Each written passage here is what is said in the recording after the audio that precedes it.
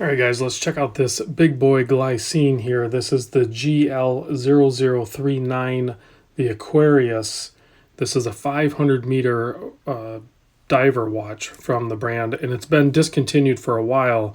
Everywhere I look up to try to find like the going rate on them for price is just, you'll be shocked. Like, because I think early on you could pick these things up for around $300, and now everywhere you look, mostly eBay listings, but there's other places where you can find them that basically are sold out. Their prices are over $1,000, and in some cases closer to $1,500. It's pretty wild. So for some reason, the prices have been driven up. I'm not sure if that's what people are paying for them, but nonetheless, it's definitely a beast of a watch. It is a 46 millimeter case, not including the crown guards or crown. 54 millimeter lug to lug. The lugs turn down dramatically. You can see how much further down they are versus the bottom of the case. So it's going to fit on wrist pretty dang good, really. It's pretty wild. And I measure from the bottom to the top of the domed sapphire crystal 17 mil. Everywhere online it says like 18, but I measured 17. If you exclude the sapphire crystal and just catch the bottom to about the top of the bezel, it's about 14 and a half. So it's all the proportions are definitely large. And then 22 millimeter lug width, but it comes on this rubber strap, which you can see it actually kind of flares out past the lugs, and I think that gives it a good balance to it. Now you do have to cut the strap to fit. So like this one's been cut and it's sized probably a little tight even for my 7 1/4 wrist. So that could be a problem buying it on the used market. I'm not sure if you can get these straps. I'm not sure how readily available those are, but I mean, you could put it on a different kind of strap system. I'm sure you could find something that would work. And honestly, this buckle is actually really nice, but I was running into a problem, and that right there is the problem, where you hear it click, but it's not clicking all the way. So like you got to get that second click in there, and then it'll hold, which is one thing to do it when it's off wrist, but when it's on wrist, to try to get that second click is difficult. So I did a little further inspection in there, and I think one of the teeth are slightly worn on the catch on the bottom there. So that's unfortunate for this particular one, but I figured I'd point it out. So it has this quick dive extension here, so if you just need to upsize a little bit or whatever. It has a 60, I believe it's a 60 click bezel. And I don't think that's an insert. I don't feel anything anywhere. So I think that's all just steel and then it's milled out. So you have a loom pip up there, and then the rest of the dial is pretty classic to what you see with Glycine, like in the combat sub and stuff like that, a 24-hour inner printing there, and then you have everything's printed on the dial really, except for possibly the applied logo just above the wording Glycine. But other than that, I mean, it's pretty much what you would expect from the rest of the lineups in the Glycine setup.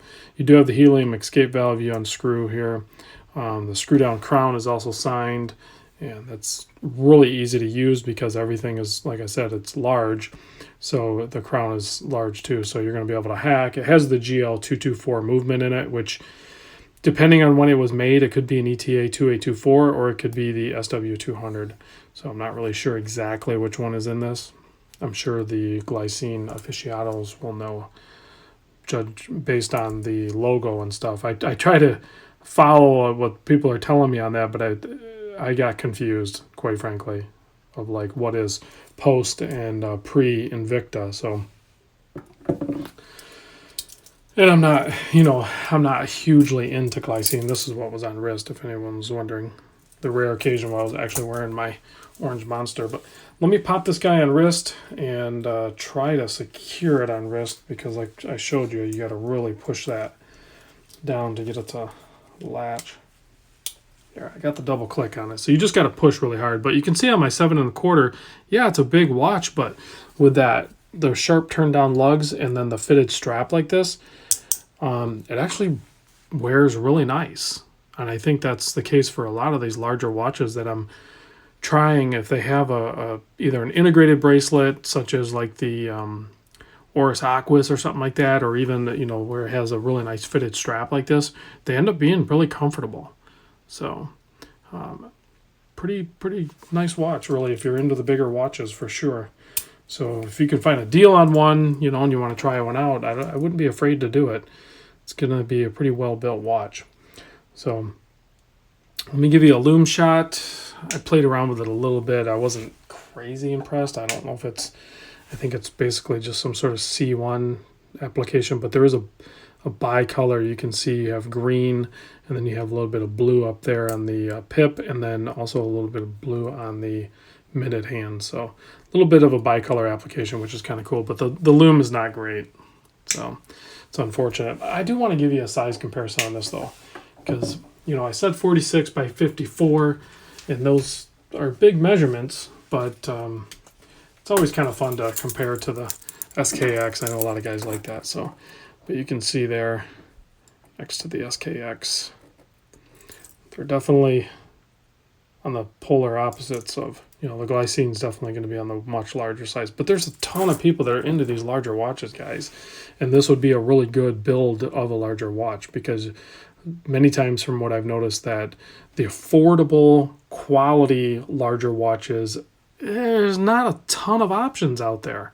So you would think there would be because of the large watch craze, but a lot of them are not that great. Like in the Glycine builds are actually pretty nice watches, and they're affordable typically, you know, before they get like discontinued and prices go up like this one did. But anyway, guys, thanks for watching, and I'll see you on the next vid.